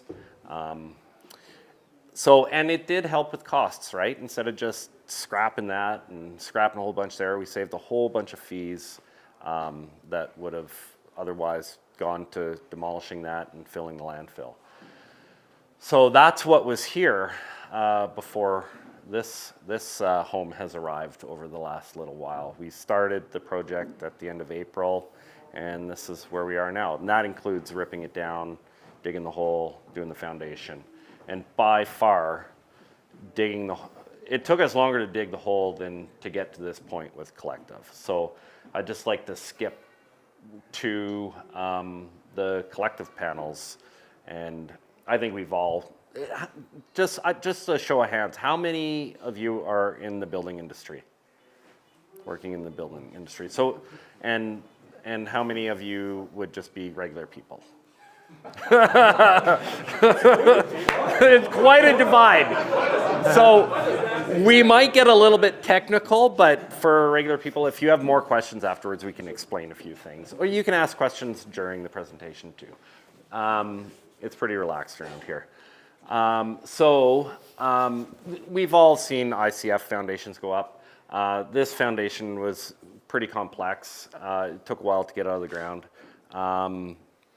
But once we were out of the ground and we were ready for collective to show up, it's pretty amazing what goes on, because once they show up, we have everything figured out. The house is already built. This was built in March. Did you guys build this in March? The model? No, panels. the actual panels I think were built, no, not March, sorry, May, June. You had all the panels built. So this house was waiting for us to get the foundation in, and getting to the point of where collective shows up to put up the panels, there's an enormous amount of front end work. We look at computer screens and we figure out, you know, is everything matching up? Where are the errors? What are the red flags we should be looking for? So we get all the errors sorted out. There can always be errors. We get most of the errors sorted out beforehand. The pre-plant, it's all about the pre-planning, and so that makes the installation go seamlessly, because 3 weeks ago, there was only a foundation here. Collective, to this point that you see it at, that's how long this has taken. We've done other projects with them. This is a more complex install. They've gone faster than this, but this is still, I don't know how many months it would take us to get to this point instead of, a few weeks, because it's all sorted out beforehand. They've built the panels, they show up, they set it up. It's actually that simple on site. And who does all the steel? I'll hand it over to Yan now. You guys do? Yeah. No, Ravenhead, just around the corner from us. Dave and Maynard. Yeah. Yeah. We installed it. Yeah, we installed it. Yeah. Which we do maybe half the time.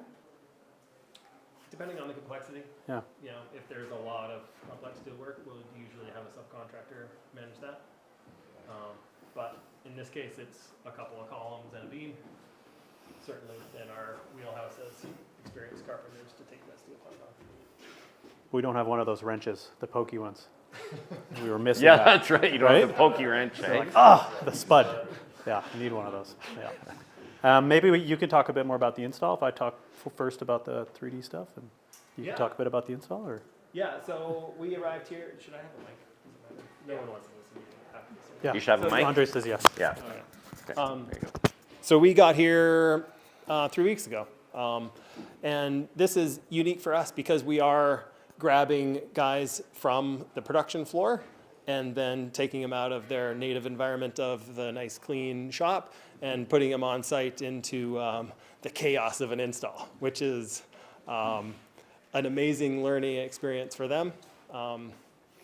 And it's really, it just kind of helps that production process for us because we're taking people that have been taught in a certain way within the collective carpentry environment and giving them a taste of what the other install crews do all the time.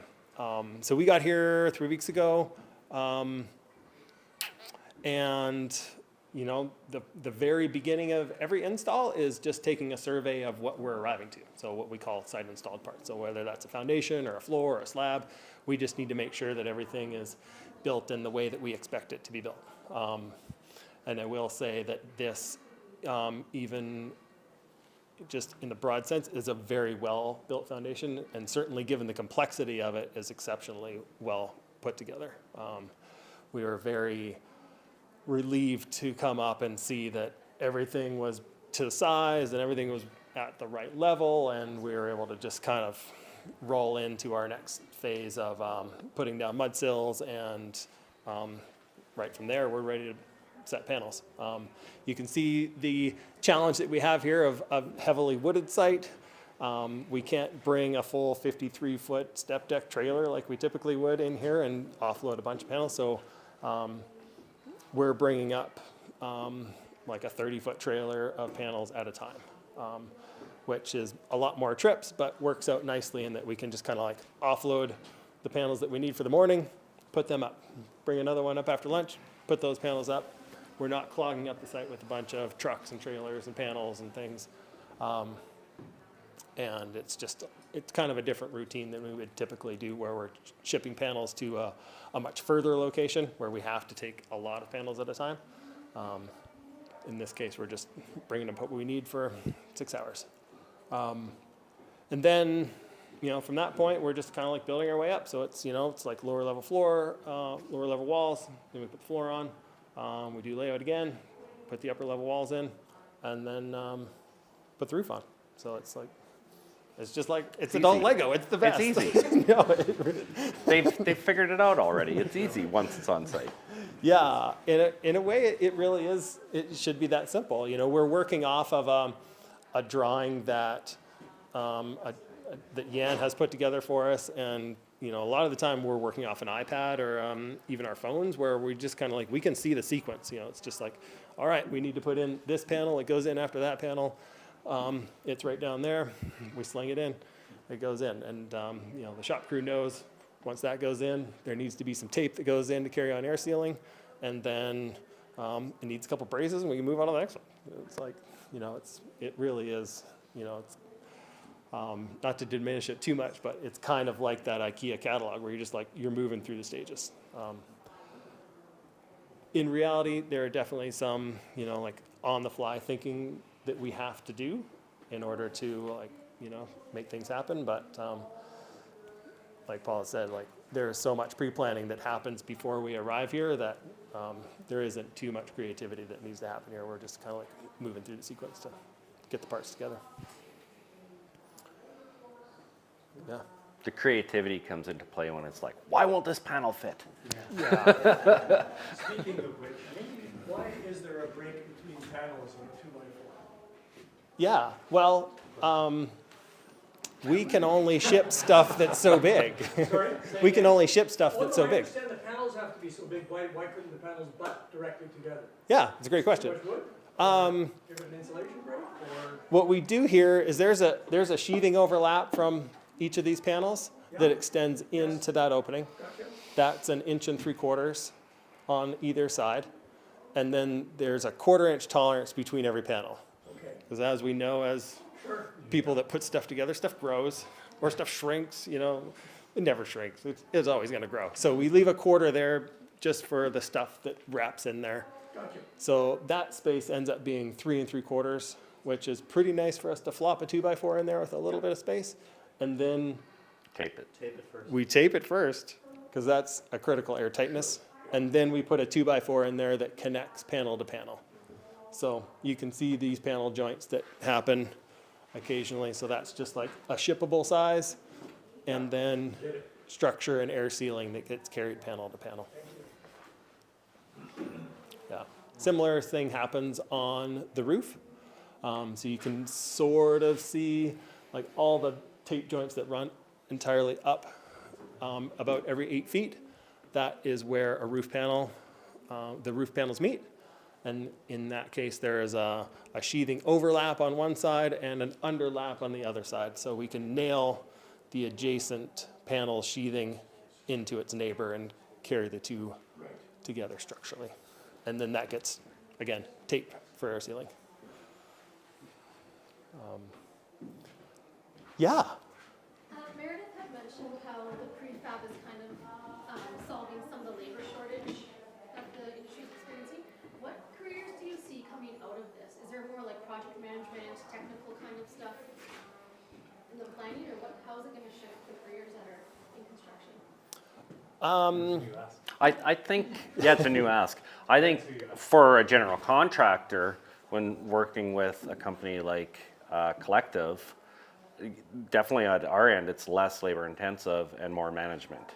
So for us as a general manager, we're managing what is going on here.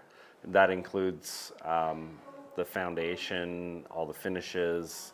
We're kind of the glue. All the in-between carpentry that needs to happen, we do that. And there's always a ton of in-between carpentry. It's like, oh, we need that done before we can arrive on this day. And so we do all the in-between stuff. Plus, we're going to do lots of the finishing, exterior, interior, that sort of thing. But I would say, as a general contractor, when you have people like Collective on the job, you're gearing yourselves more towards management than you are a skilled trade.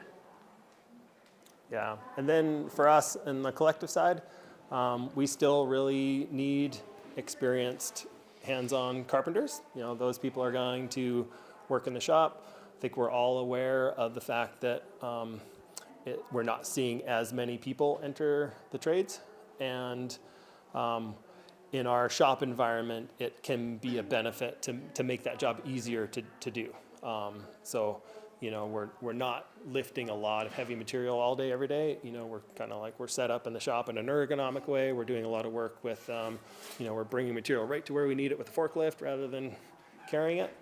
So we still need those carpenters, but we're enabling them just working inside in a controlled environment. Plus, we also need carpenters to come on site and do the assembly like we're doing right now. And that just takes similar skills, but maybe what we call like a digitally enhanced carpenter, because when we show up here, we really need to have a good knowledge of the 3D model that the design team has built and that sequence that we're going to put the panels together in. So it's a good mix, you know. It really is traditional carpentry methods, but also more whatever. There's more computer, some people might say. Yeah. Yeah. If you asked me, I would have said, you know, trades programs should be starting to think about incorporating 3D modeling if they're not already. Because it is an inevitability that we're going to start to see more automation and more connection between software and fabrication. You know, the CAM in CAD CAM, and you know, we have some machine interaction in our shop, which is, you know, our first sort of foray into digital fabrication, where the shop drawings that we make are not just for, you know, analog assembly. It's also there's a machine that's actually going to, you know, do some work to those parts. So that's kind of a cool step that we've taken recently. And, you know, we have some stories just about some of our carpenters who are in the shop at first really intimidated by it, and now all of a sudden they're using it really well, and they're troubleshooting, you know, in German, and then they're going off and doing their work, right? So it really has been a pretty cool and smooth transition for some of these people in our shop. And we have people here from College of the Rockies, and we've been speaking with College of the Rockies a little bit lately about training programs and maybe how we can support training programs, or how we could even just be a stop on a tour for students, you know. So I think there is some opportunity there to see how it's kind of like the next, I can hold that. It's I was going to be back there. Oh, thanks. You know, a lot of what we're doing is basic carpentry. We're just doing it in a shop environment with some assist from shop drawings or from other tools. But maybe that leads into me talking a little bit about some of the systems, you know, in this house. So we've built over, you know, well over 100, I think, high performance houses now. I don't know how many have become Passive House certified necessarily, but all of them are high performance homes, meaning ultra low energy use buildings, which isn't as cool to say as high performance building. So that's kind of an industry term for a building that is going to use less energy through air tightness and climate appropriate amounts of insulation, and you know, will later be supplied mechanically with fresh air and have high performance windows. I'm just going to create a comfortable indoor environment. It's going to be durable and resilient for a long, long time. So it manages occupant moisture well by having vapor open assemblies that can let the inevitable vapor from human occupation kind of go through the wall. So it leads to more resilient, durable buildings over time. So in doing that, we've built a lot of different variations of wall systems and roof systems. Most of them have followed this general approach of having two layers, certainly to the wall systems, where there's an open structural framing layer, and then there is the airtight sheathing, which is also structural, and then there's an outrigger, in our case we call it an exo stud or an I-joist cavity framing. In this case it's 9.5 inches of dense packed cellulose. So we build the two layers for lots of reasons. You know, we build it because it allows subtrades to work through that 2x6 framing layer in quite an intuitive way that they learned at trade school. How to install wire in a 2x4 or 2x6, maybe 2x8, but most likely 2x6 framing cavity. So it's quite intuitive for them, except for maybe when they have to poke holes through for exterior lighting or exterior plugs and things like that, hose bibs. So we definitely want to keep an eye on subtrades, or there's some education that has to happen with how to manage a high performance home from their perspective too. But it's pretty intuitive. It's more intuitive than CLT building, which is cross-laminated timber, massive, often beautiful structural panels that you don't want to start poking holes in and cutting. It just takes a different level of coordination. So you've got a 2-layered system. We advocate for climate appropriate levels of insulation. We don't force it because we honor people's budgets. We know that people come from all walks of life, and some people just can't afford to build a super thick wall panel, and that's fine. We all have to make choices, and we respect that, but we'll always try to encourage people by saying, if you can increase the performance of this wall, you will see some energy savings. You will see some increased comfort in your house. You will be able to sit closer to the windows more often. And then with good windows and good window and door detailing and mechanical ventilation, your house will be really comfortable. You'll sleep better. You'll feel healthier. So we advocate for high performance building for those reasons. But not every house is going to have R55, R56 in this case, wall panels. We build wall panels with just 1.5 inch mineral wool rigid insulation on the outside, and that is kind of more like a Stepco 3 building, which is also great. R30, R31, and that's also it's still a step. It's still a great step for building in BC and Canada. The roof panels, maybe is that enough on the walls? Yeah, Rain talked a little bit about panel connections. That's kind of one of our jobs, is trying to think of how do you model up a building, and then how do you break it up into shippable units, right? Because it's not that hard to frame up a wall in a digital software, but it's harder to think about, well, how can I get this thing down the road? And then how can we squeeze it through those 2 trees? Barely. That was tricky. Sometimes. Most of them. And did it though. And there are different rules in different places. We have Montana where you can do whatever you want, and then we have California where you can't do anything. And BC is kind of in the middle. So, you can just about ship most things in most places. But you do have to look ahead and think about restrictions, and even municipal restrictions for different places that, you can't ship on a Sunday, or you can't ship wider than this. So we do have to kind of get into that, so we rely on shipping partners for that. But a lot of the panel connections you see here would be dictated by architecture, window and door placement and size, certainly that one. And some structural connections. We have to think about, well, how can we transfer shear between, walls like that? That's a shear wall by the stairwell there. How can we make sure that we're building the shear wall, and then we're connecting it, making it into a shippable 2 units, putting it together in a way that does transfer shear and accomplishes its other, architectural goals and structural goals of holding up the roof. And then when it comes to we build these floor panels in a very similar way to a contractor building floor panels. We just build them on the digital program, and then chop them up into 8-foot chunks. And then we make shop drawings for those 8-foot chunks of floor panels. And this floor, I wasn't here, but this would be about a day, a day of work to get the whole floor in. It's definitely, as you could probably tell, there's some more complexity in the roof panels due to that steel beam. So it took longer than a day. But it's not uncommon for a house of this size to go together in 5 days, maybe 7 days or something. And then after that, we'll run around and we'll do all the tape connections and make sure we have air and vapor control continuity, make sure we have thermal continuity, make sure we haven't missed anything.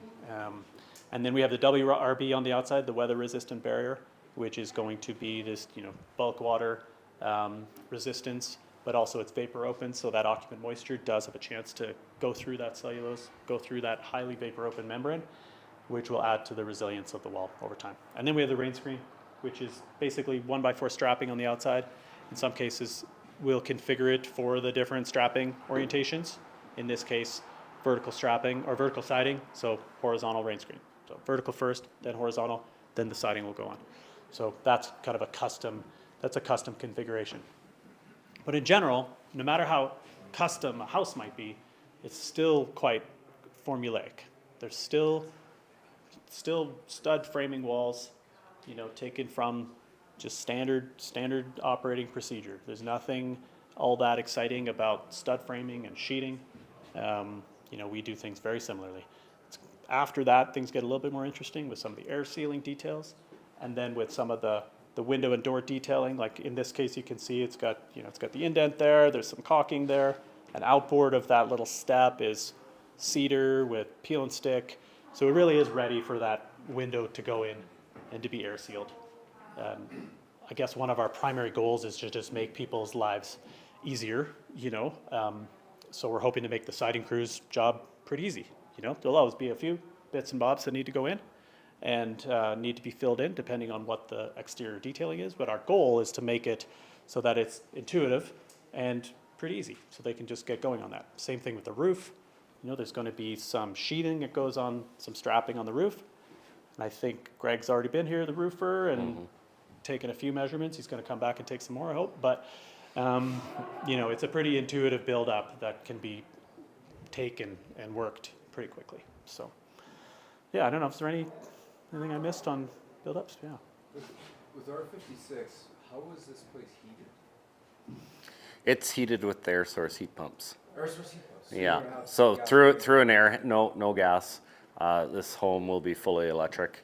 Air source heat pumps will heat the home through a air handler, and that air handler has a backup coil in it, but the backup coil may turn on a couple of times in the winter. We do get cold at Panorama. We'll get, below -30. The backup coil might turn on after that. I believe the air source heat pumps are rated to -30. So mostly it's going to be heated with those air source heat pumps. Yeah. When you bring the panels up, are you doing this interior 2x6 and then the exterior at the same time, or are you doing it separately? They're built as a 2-layered integrated assembly. And do they overlap, like you were saying that they kind of, you do the sheathing that overlaps, you get that for every 2x4, but then how do you do the outside? Are they the same panels, same size panels? Yeah, they're the same panel. So Rain was saying before, so the framing is here, and there's going to be a 1/4-inch gap between the sheeting. Okay. Then there's going to be the same 1/4-inch gap at the outer framing, and then in the web of the I-joist is web insulation. Like it's a mineral wool AFB, which is a fire bat, and it's thicker than that 1.5 inch that it has. So it just kind of puffs into that 1/4.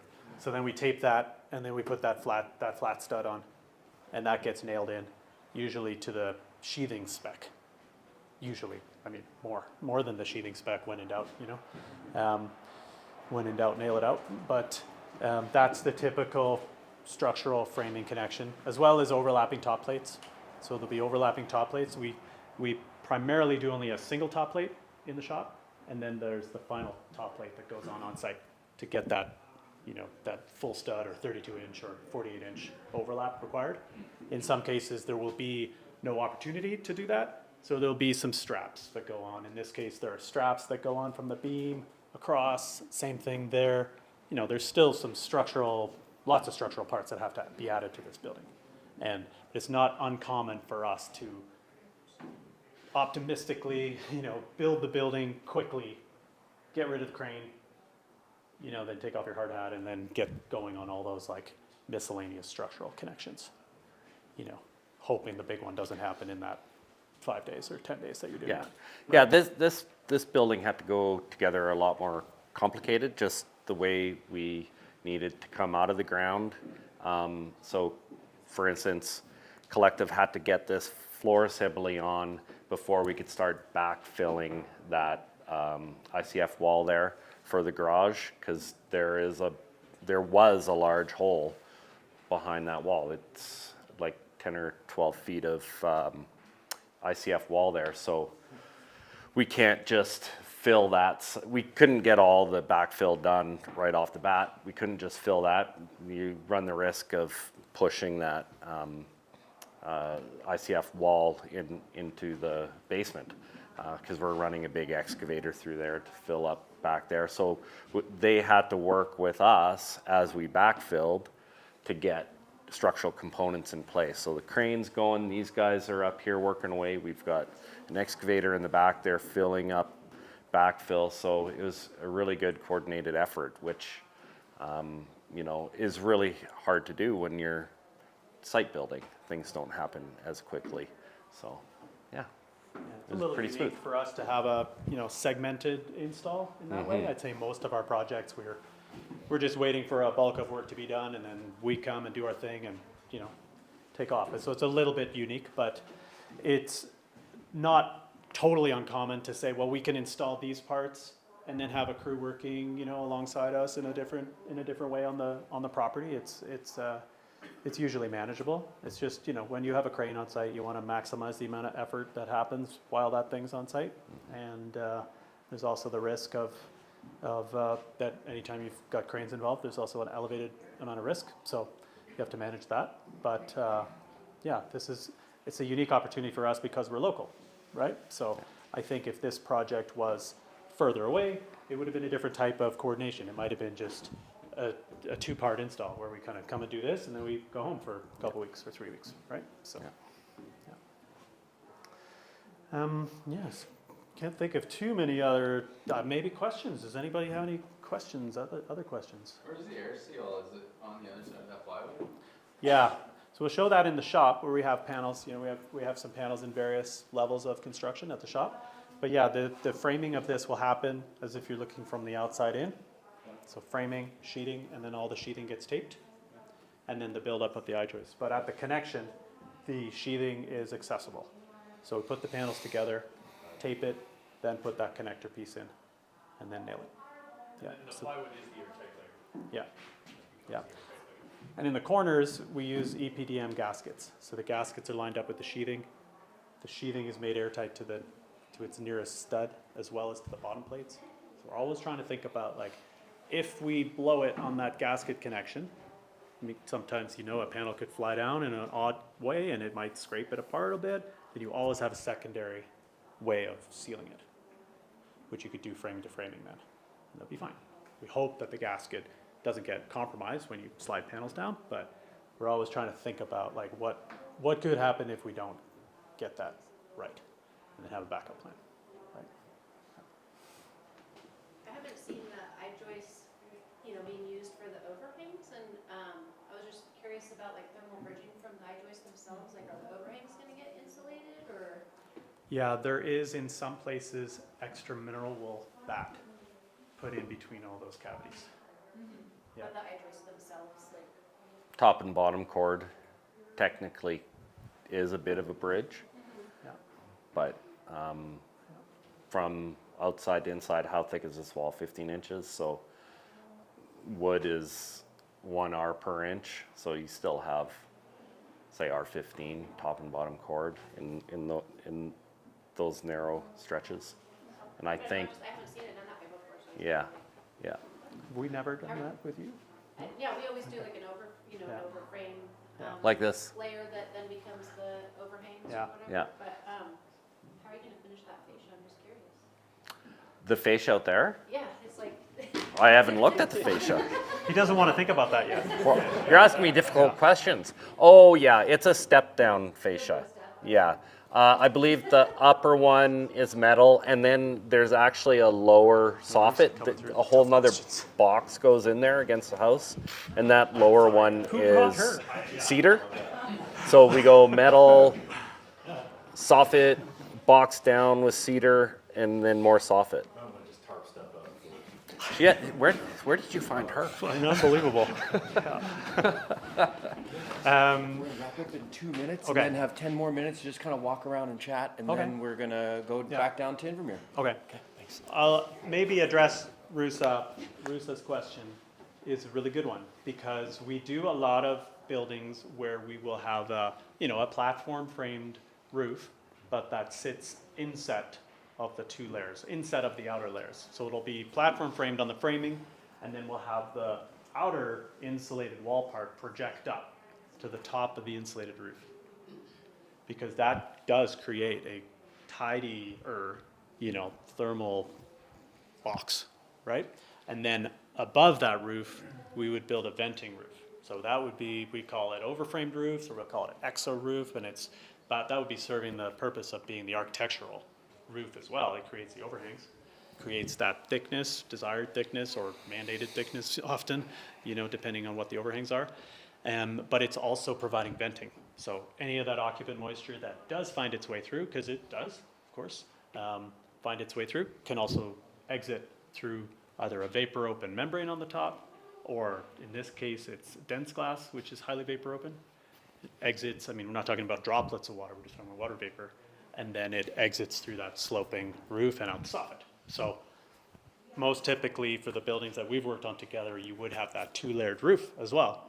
Similar, like 2-layered wall, 2-layered roof. This one's different because, you know, it's one of those times when you have architecture leading the way, you know, and then of course the the integration with the steel beam, and it just, you know, this architecture goes down a path, and then you kind of become reactionary when you think about, like, how do we prefab this? We're not necessarily going to take all this and say, no, we don't want to do it like that because there's so much that's gone into it, you know? So then we become more of a reactionary sort of state where, like, okay, how can we make this as good as possible? How can we facilitate that big opening?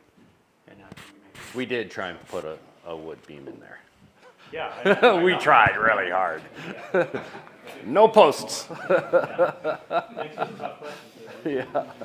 Okay, can I is there any more questions? Or? I'm just gonna butt in and say, okay, presentations are over. You can walk outside here if you want to see some exterior details. Be careful about going down where the crane is. I trust you guys are adults and everything, but we'll have 10 minutes to wander around, ask questions, continue conversation, and we'll be heading back down. It's huge. It's massive.